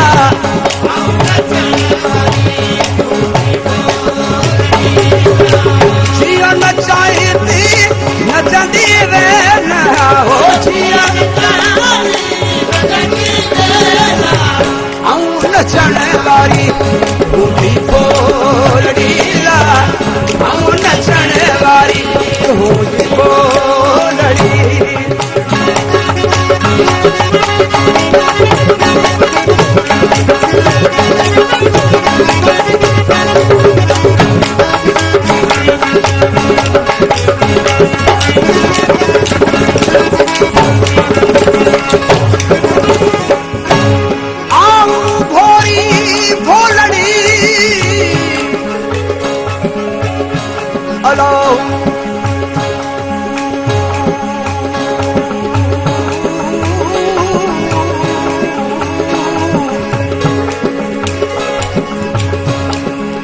भोरी भोलड़ी मौल की मेहरबान जिया चोरी तेरा चुरे मेरी तो हथ मुझी जान इलाही अमुन जयमान भरम भोलड़ी जो रखी हर सुमन ठार जा सारा हर सुमन ठार जा यार डोरी तर डोरी अवारा हर सुमन ठार जा सारा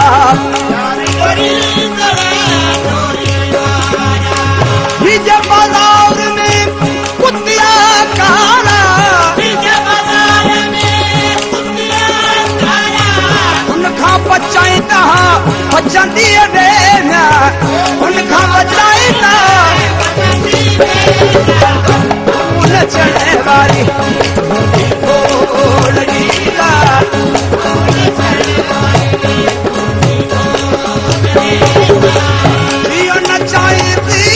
नचंदी वेला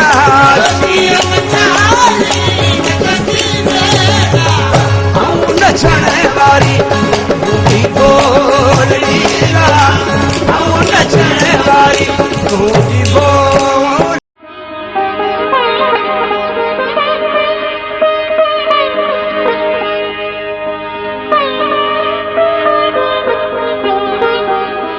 वेलकम बैक साहब जी त हाणे जेको असां प्रोग्राम जो बिल्कुलु आख़िरी जेको आहे मथे पाण बीठा आहियूं मुर्तज़ा मजबूर साहब चए थो त टाइम गुज़रे पियो ऐं जेका तव्हां ॻाल्हि जेका कई त तव्हां ई नाज़ सहतो साहब जो काल आई त इहो कीअं तव्हांखे ख़्यालु आयो त माना ज़ाहिर है त मीडिया सां तालुक़ आहे असांजो नाज़ साहब त ज़ाहिर है मीडिया या हैदराबाद जो जेतिरो बि पसकिरद आई हुन में नाज़ साहब जी ज़िम्मेदारी रही त जॾहिं ख़बर पई त पाण अची हिकिड़े प्राइवेट हॉस्पिटल में एडमिट आहिनि त पोइ जमालदीन फ़क़ीर जी अयादत जे लाइ जॾहिं फ़ोन कयो वियो असां ॻाल्हायो त ख़बर पई त हू त मोकिलाइनि पिया हाणे असां सम्झो त ईअं ई दुनिया मां हर को माण्हू ईअं चवंदो आहे त वञा थो पर कुछ ही देर में इतला अची वियो त जोगी रहिया न जुए में पोइ अशरफ जेका ॿी सादत जेका आशिक बि ॿुधाई ऐं असांखे अकबर इंगोरजे साहब बि ॿुधाई तव्हांखे हैरत थींदी त उनजो जेको कलाम आहे बरकत जमाल उन आंदो है रुगो वेड़ वजूद असी उन शायरी जे मजमे के अली अकबर हिंगोर जे साहब जिन तरतीब में आंदो उन जो हिकिड़ो जामे मुक़दमो या मुहाग है मुझे हिस्से में आयो त उहो उन जे लिखियो ऐं आउं सम्झां थो त इहे असांजा सिंध जा मिस्री फ़क़ीर है जेको सराड़ीअ वारो उन जो बि हिकिड़ो शायरी जो मजमो शायद थियल है जेके आम रागी आहिनि असांजा वो सदारंगी गायकी आहिनि या मखदूम नूह जे गायकी जे खानदान जे गायकी जा स्टाइल खे अॻिते हुननि वधायो आहे ऐं सम्झां थो त उन खां पोइ असांजे सिंध जो वॾे में वॾो ॿियो रागी असांजे जमालदीन फ़क़ीर आहे जेको साहिब कुलियात आहे जंहिंजो बयाज़ आहे ऐं उन में हुनजी सुफ़ियाना शाइरी मनक़बतूं हमद नात इमाम हुसैन अलैहिस्सलाम ऐं हज़रत अली अलैहिस्सलाम जिन जे विसाल जे शहादत जे ॾींहं ते हुनखे वफ़ात नसीब थी आहे सागर में हू अबदी आरामी आहे पर मूंखे यकीन आहे त हू पंहिंजे उन्हनि जिन सां हुन पंहिंजा जेके हुनजा मुर्शिद आहिनि उन्हनि जे आस पास हुनजी ख़िदमत में हुनजा रूह मौजूदु हूंदा आमीन आमीन सभु सच पुछो अञा त पाण ॻाल्हि ॿोल करियूं पर हाणे वक़्तु जेको इजाज़त न पियो ॾे त दोस्तो ही हो असांजो अॼु को प्रोग्राम महराण जा रागी महराण जी रागी में अॼु असां सिंध जे हिकिड़े तमामु मलूक असांजे फनकार जमालदीन फ़क़ीर जी शख़्सियत ऐं उनजे फ़न ते गुफ़्तगू कई असांजे म्यूज़िक एक्सपर्ट साईं नसीर मिर्ज़ा साहब ऐं पंहिंजे मेज़बान मोहम्मद अशरफ बलोच खे ॾिना इजाज़त साथ सलामत मुँह में तू मौजूद मुँह में तू मौजूद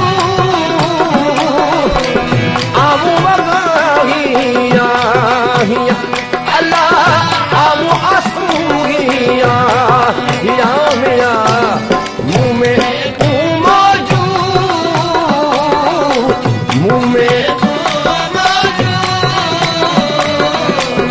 आमू वगाहिया अल्लाह आमू आसूहिया मिया मुँह में तू मौजूद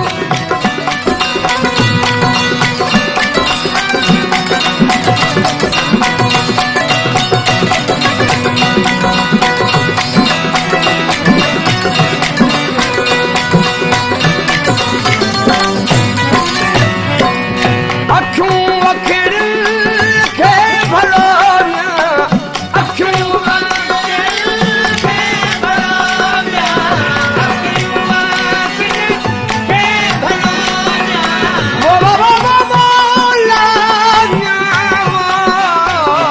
वो अखियूं अखिड़ियुनि खे भलाया अखियूं अखिड़ियुनि खे भलाया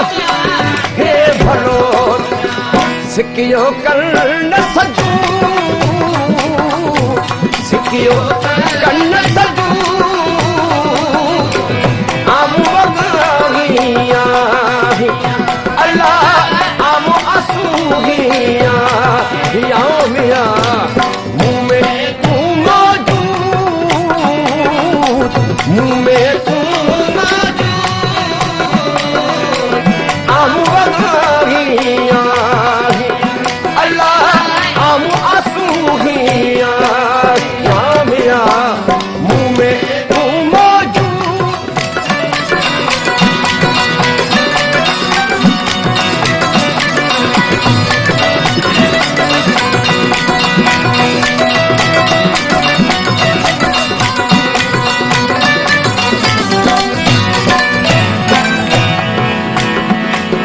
सेवजन सुबहान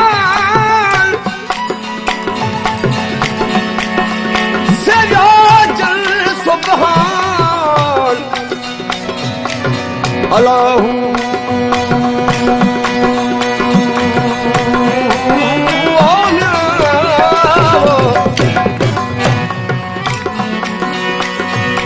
सेवजन सुबहान बलवीरन विढ़े तनसी तोभां जी तासीर सी तरिया तूफान दे तवक्कल तकियो गले आर लगा आसान कामिल कश्तीबान विच में गॾु वारू माण्हुनि जे मोटण जो भलो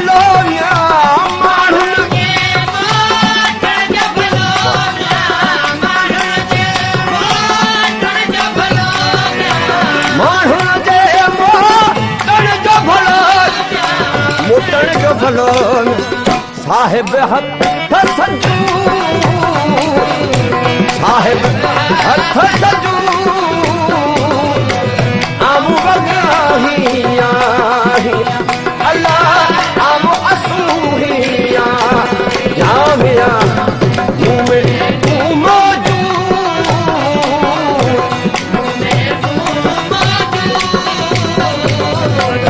आम वगाहिया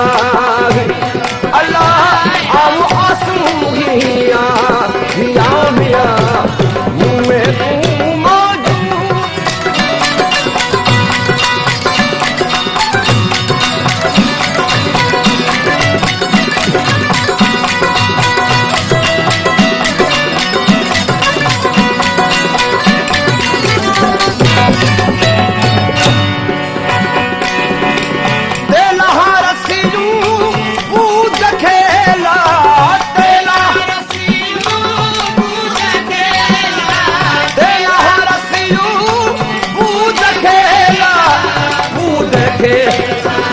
जेला हथूं ना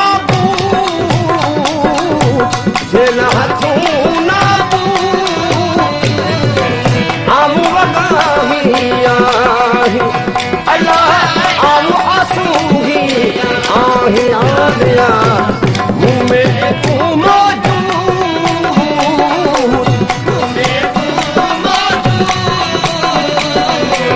आम वगाहिया अल्लाह आम आसूही आहिया मिया मुमें तू मौजूद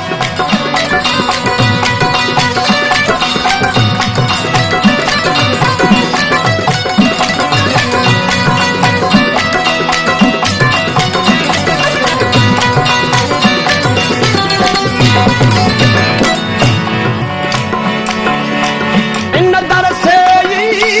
अखिया भलो